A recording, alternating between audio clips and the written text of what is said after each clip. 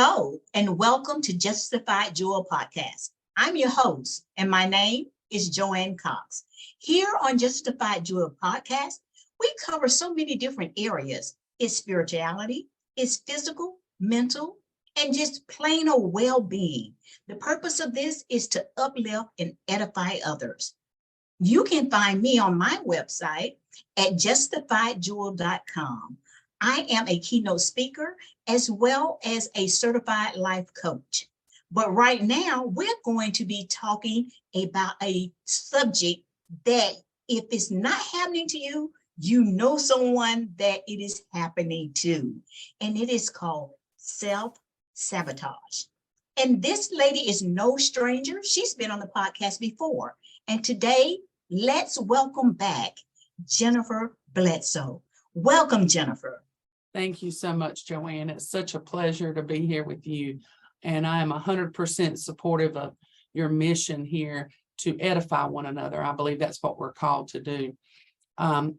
Just a little background on myself. I have a master's degree in psychology, and I am at the moment, I'll be going to a different position, but right now I'm the psychology coordinator at Fayetteville Technical Community College. And I invite all of you that are interested in a lot of these topics that Ms. Cox talks about.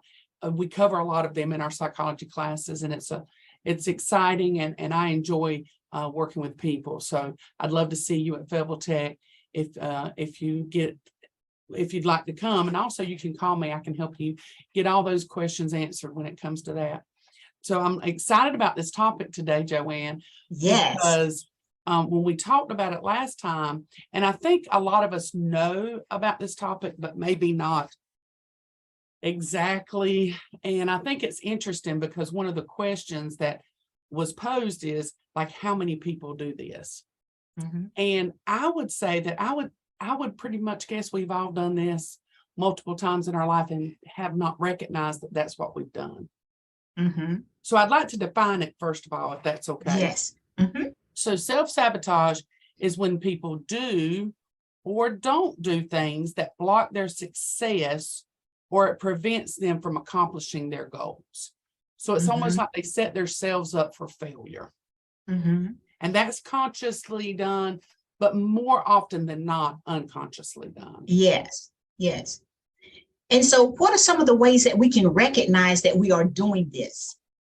Okay, so let's look at, I found some great information, so I'm going to be thumbing through some things, but there are 11 ways that, as I was doing my research, that I found that we can, and it's so interesting to me, that we can see that we may be self-sabotaging. Now, with anything in mental health, just because one of these things may be true about you, doesn't mean that you are necessarily self-sabotaging. There could be other reasons, but if you look at this list that we're going to talk about, and you see that there's 4 or 5, and you're like, maybe I am a self-sabotager. Okay. So don't self-diagnose, but like if you see that there are a few, I think that, you might want to perk your ears up a little bit if you see that. So the first one is avoiding people and situations that make you uncomfortable. Now, we all know that we have to do things as adults. In fact, I always say, I wished I'd have appreciated being a kid a little bit longer, that we are not comfortable with. But if you're always avoiding people and situations that make you uncomfortable, that could be a red flag. We'll look at these like red flags, that this could be something that you're dealing with. Another thing is staying within your comfort zone and avoiding change. Now, I know that most of us kind of like to keep the status quo when it comes to things. I know what I'm doing, I know how to do it, and I just want to keep on. But that you are not going to rise to an occasion if you stay in the pit that you dug for yourself. And so that's something that we need to recognize, that staying in your comfort zone, nobody had a really great life staying in a comfort zone. So we have to recognize that. Setting goals that are too low. And we do this sometimes so that we will be successful. And that is, if you can't, it's like there's an old saying that says, shoot for the stars. And if you don't hit it, you might land on the moon. Like your vision has got to be big enough for you to have to try to get there. If your Yes. vision is to walk out the door, I think you got that. You know, you need to have a vision that's bigger than what you think. So that's another thing. Creating conflict with romantic partners, loved ones, friends, and coworkers.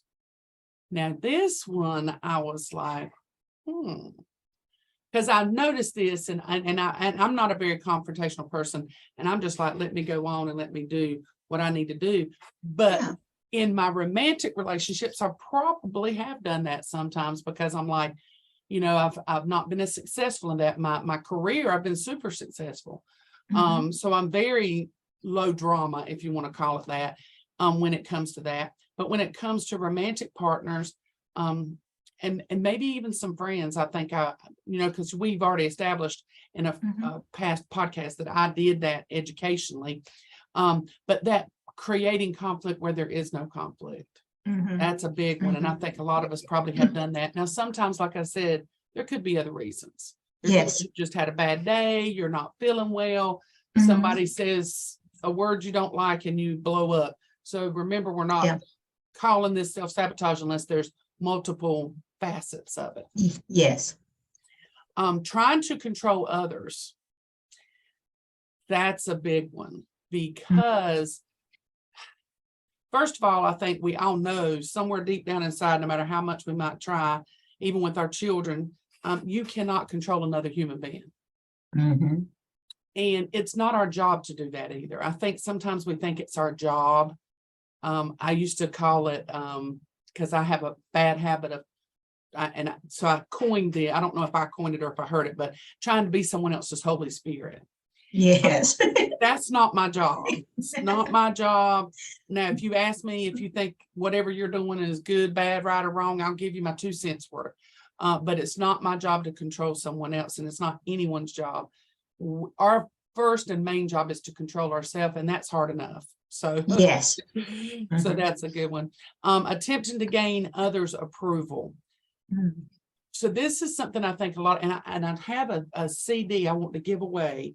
It's a Joyce Meyer CD, and it's called Stepping Away from Approval Addiction, something. Okay. And we want so desperately to be approved of, and people to think we're good, or people to think we're good at our job, or good at whatever that word means. But we want that so much that sometimes we'll do almost anything to gain that approval. But that means you'll be this way with one person and this way with another person, because you can't gain approval from all the same people doing the same things. Yes. Okay. Another is making excuses. And I hated that new trend that came out not that long ago, that everybody's like, when they did something wrong, they were like, my bad. Oh yes. I wanted to slap people. Don't I remember say my that bad. one. It lasted too long, didn't it? Yes, ma'am. I feel like what I practice this, so I don't just preach it, is that when I've done something wrong, I say, I am so sorry. Help me to make it right. I like that. And when you have an excuse, when you fail a class, and I'm a teacher, so I get this a lot. Well, the teacher didn't like me, or the teacher didn't do this, or the teacher didn't do that. And it tickles me a little bit, because none of my students say this, because they know I give them many chances. If they fail, they're like, I just messed up. And I'm like, well, come back and try again. But we do make excuses. And sometimes those excuses are that negative self-talk that we have in our head. You're not good enough. So the excuse is, I can't do this anyway. Right. And we do that so much. And so instead of making excuses, we need to make plans, right? Plans on how. So I have a master's degree in psychology, which is not an easy feat. And I give all the glory to God, because he's the one that did it. But I read so slow. It is ridiculous. And so some people, and my mom used to ask me, and my memory's not great either, how did you do that? And I gave God the glory, first of all. And the second thing is, I know if I have an assignment that's due in a week and I've got to read 2 chapters, I got to start today. I'm a slow reader. Yes. We can take the things that we're not good at, recognize them, and use them in our favor. So, and I love the perspective when we had our last meeting. Ms. Cox shared that, it was her perspective on how she looked at things. Mhm. And it's so true. So your perspective can't be it's someone else's fault. The finger needs to point, even if you think it's Mr. So-and-so and he don't like me. Well, let me remove everything that can be an obstacle, right? That's right. So we make excuses we don't need to. Taking actions that don't match your values and goals. Again, I think that goes back to people pleasing. Mhm. We want so much to be liked that it doesn't matter if we believe in what we're doing or not. And that's not going to help you edify yourself or reach your goals. And here's I think this is the biggest thing we have today in society. And it's almost the last one on the list, but comparing yourself to others. That's big. Yeah. It's a big one. This isn't a race. I'm 57 years old. I just had a birthday. And when I think back to when I was younger, I had a plan and that plan didn't happen. And I think most of us will say the plan we had when we were 19 or 20 is not the plan that happened. But it doesn't matter. And I've had students in my class that were my age that graduated high school with me, and they'll feel bad and they'll say, well, I shouldn't be here. I should be further along. And I'm like, this isn't a race. You did. We all, I didn't finish as early as I wanted to. I got married, had 2 children. I was trying to, going to school and taking a few classes while I was, a baby on each hip. I mean, our road that we take is different for everybody, and it's okay. Exactly. It's Yes. okay that it's that way. So we don't need to compare ourselves, not physically, and we do that a lot too, especially social media is really big on that. And in a Bible study I had this morning, I don't know if anybody else does this, but I'll hear a song, a Christian song, or I'll hear something in the Bible study, and the way they put it, it'll make me so mad. I am like, I cannot believe. So in this Bible study, it said, believe that Jesus is enough. And I got mad about it, Joanne. I was like, what do you mean? Jesus, the creator of everything there is. What do you mean he's not enough? He's enough for, oh my gosh, how can anybody even have that attitude? And I got all, bent out of shape about it. And then it was like the Spirit just spoke to my heart and he said, you don't think you're enough sometimes. And I thought, oh, I don't think I'm enough a lot of times. But if I trust that he is my maker and he is imparted within me, what I need That's good. That's good. to do something, then I'm saying he's not good enough if I say I'm not good enough. And I have been purposefully, as you have been purposefully made for the job, the task that God has for us here. So we are good enough. And so I'm comparing yourself to others. It's like if a wrench looked at a screwdriver and said, man, I am so mad I'm not a screwdriver. It's silliness to think that way, but that's what we do when we compare ourselves with others. Yes. The last 2, one is social withdrawal or isolation. I think we do that because we see the good, the bad, and the ugly in ourselves. Like other people say, oh, you are the most wonderful person on the planet. We just love you to pieces. But inside you're like, but you don't know this, and you don't know this, and you don't know this. Just start picking. But no one is perfect. And I think if we could, I truly believe, now I know that there's introverts and extroverts, and my daughter's an introvert and she loves her alone time. But I also believe that there has got to be a certain amount of communication and people time for all of us, and it's different. But if you isolate yourself, and this is interesting, I read an article about COVID, and it said, who do you think fared better during COVID? And most people would have said introverts, right? Because they didn't have to get out with people, and it was kind of like it was their perfect place to be. Well, the article said that the people that actually got along better were the extroverts, because the extroverts went out of their way to make sure they could talk to as many people as they possibly could and interact, where the introverts were like, oh, this is my dream. I like being alone. I'm going to be alone. But they still needed people to a point. And they, even that little bit of people they normally got was removed from them. So I truly believe that we are not an island. We cannot be an island. We have to have some kind of help. And just like this podcast and Toastmasters and all these different groups are groups that connect people to support one another. Yes. And that's why we can't be alone. We need support. We need support. So the last one is risky behaviors. So if you or someone you know has at least 3 or 4 or 5 of these, you might think that there might be some self-sabotage going on.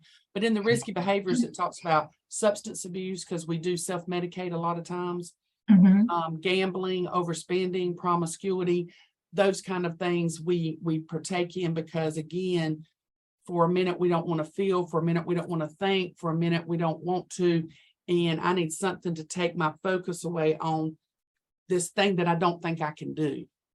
And so sometimes those are things that people get involved in. Yes. Well, you definitely said a mouthful.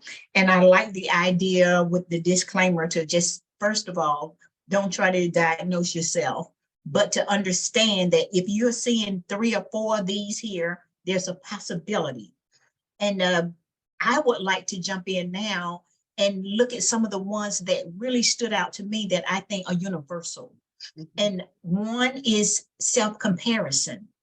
I think we're literally brought up in this culture of comparing ourselves because we don't even know what to expect from ourselves.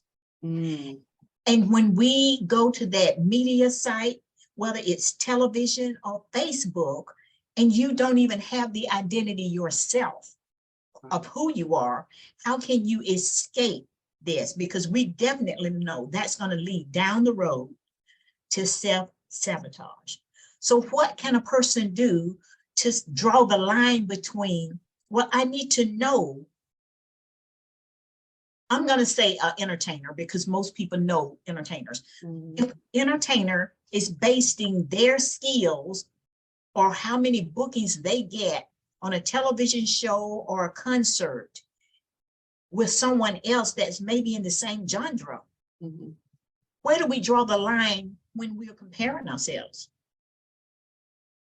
Well, first of all, I think we need to, it doesn't even need to be, it needs to be something we recognize. In psychology, there's a method that they use when we have a lot of negative self-talk called thought stopping. So I think the moment that you start realizing you're comparing yourself to someone else, you need to grab a hold of that thought and like, I am the CEO of my company. I am the best Jennifer Bledsole. I am the best Joanne Cox. That nobody else can be better than as a Joanne Cox than you can. Nobody can be better at Jennifer Bledsole than I can. And I think that, I mean, it's okay to look at someone who sings well, for example. And I love to praise the Lord, and I've been on a lot of praise teams, but I am definitely not a, you know, Beyonce or anybody. You know, I can sing my praise music. But when we hear someone that sings good and then we're like, they sing way better than us, that will want to stop what's in you. Okay. I see the difference. We can't do that. They're the Beyonce is amazing, but there's a lot of other singers out there who are amazing too. But That's they're true. different. They're different. They're all making millions of dollars playing their music. But it's like, I don't want to hear Beyonce sing every song. Exactly. Right. So everybody's made for their own purpose.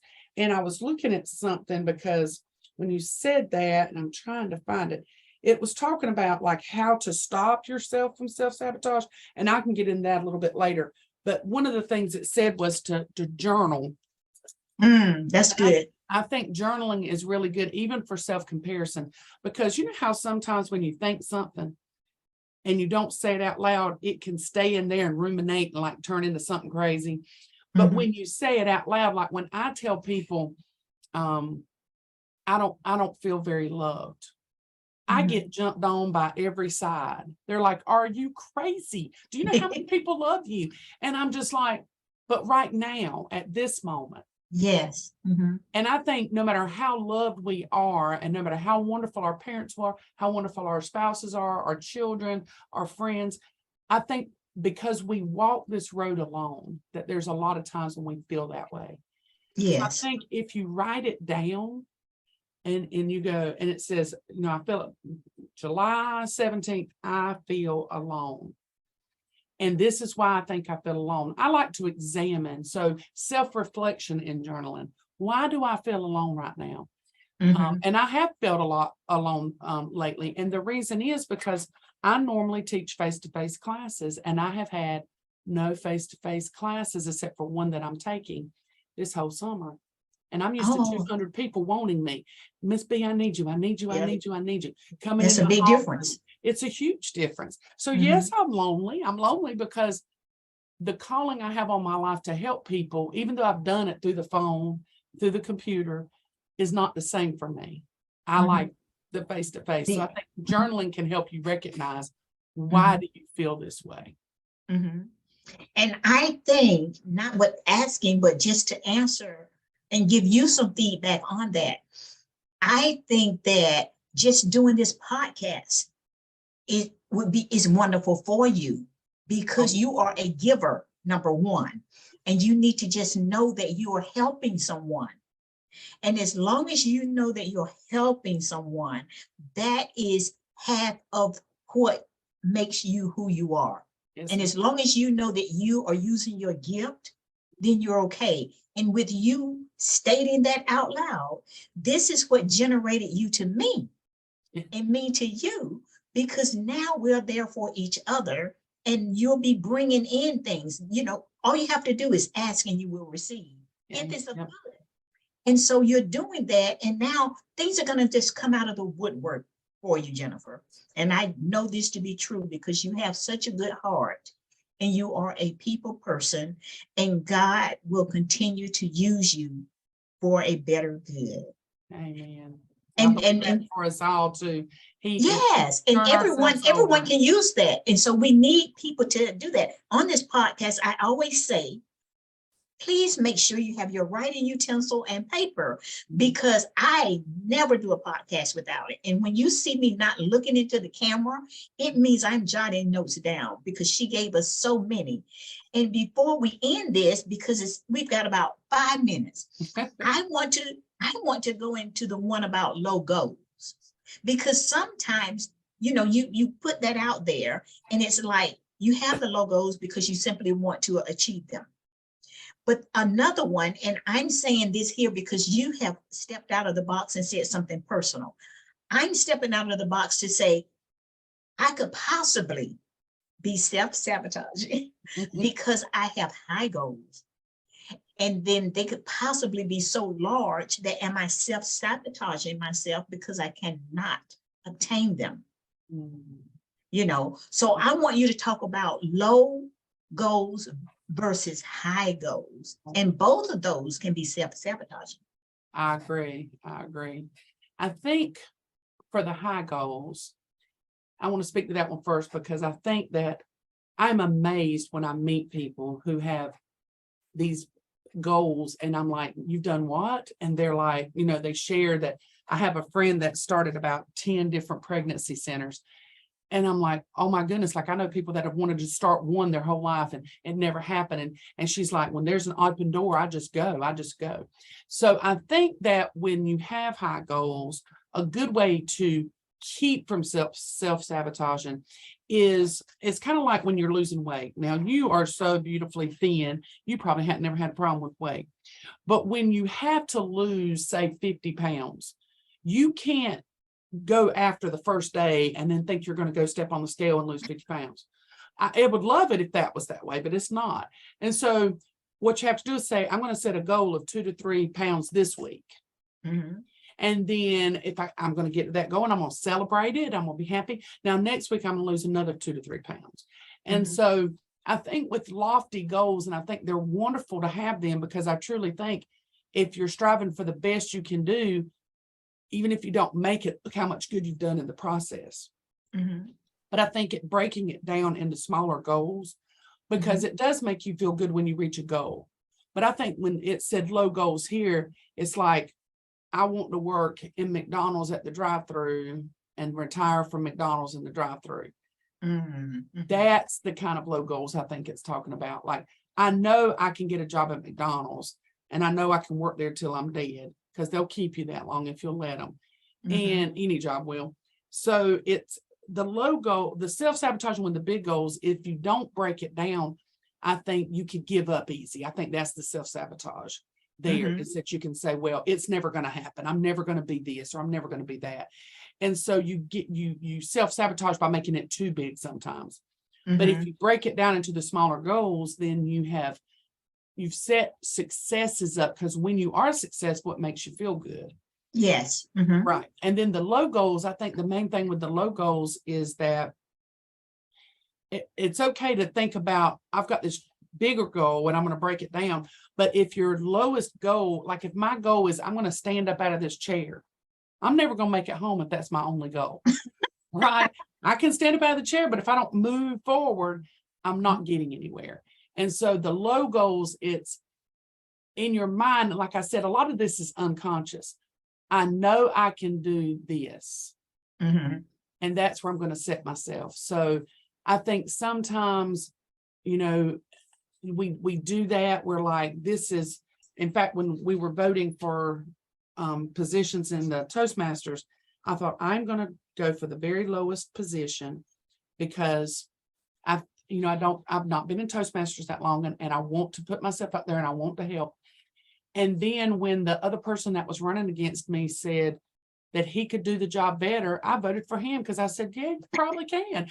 Again, that was part of my little self-sabotage I do sometimes. Then we had to have a vote off. There wouldn't have been a vote off if I hadn't voted for the other person.